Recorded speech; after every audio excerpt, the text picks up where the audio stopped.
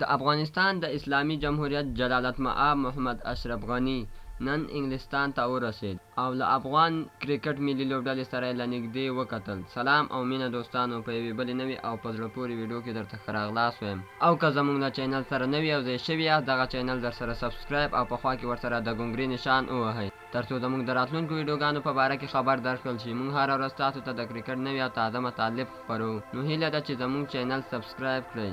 افغان ولسمشر انګلستان ته په رسمي سفر تللی او غواړي د افغان ملي لوبډلې لوبه له نږدې وګوري. د ارګ ماڼۍ خبر ورکوي چې افغان ولسمشر محمد اشرف غني نن سهار په رسمي سفر انګلستان ته رسېدلی او هلته به تر رسمي لیدنو کتنو وروسته د افغانستان او انګلستان لوبه له نږدې ننداره کړي. ټاکل شوې ده افغان ولسمشر به د انګلستان له لومړي وزیر او ځینې وزارتونو له وزیرانو سره هم وګوري. تر لیدنو کتنو وروسته به محمد اشرف غني د مانچسټر اولډ ټرافورډ لوبغالي ته ځي او هلته به د افغانستان او انګلستان لوبه تر لیدنو کتنو وروسته به محمد اشرف غني د مانچسټر اولډ ټرافورډ لوبغالي ته ځي او هلته به د افغانستان او انګلستان لوبه کې د مینوال په حیث ګډون وکړي.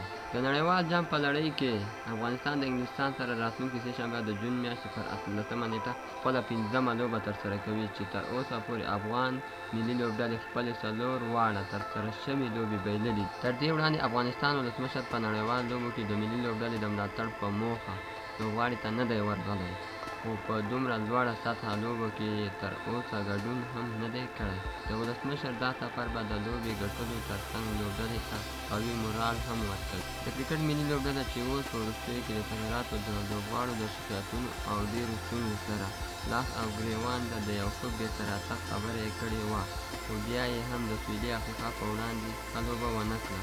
د انګلستان سره تر لوبې وړاندې افغان لوبډلې د سویلي افریقا سره پرون سه شنبه لوبه وکړه، خو بیا یې هم ماته وخوړه. نړۍ مننه چې زموږ ویډیو مو تر اخره وکتله. په دې هیله چې د خوښې وړ مو وګرځي. د لا ښکلو او په زړه پورې ویډیوګانو لپاره زموږ یوټیوب چینل سبسکرایب کړئ. والسلام.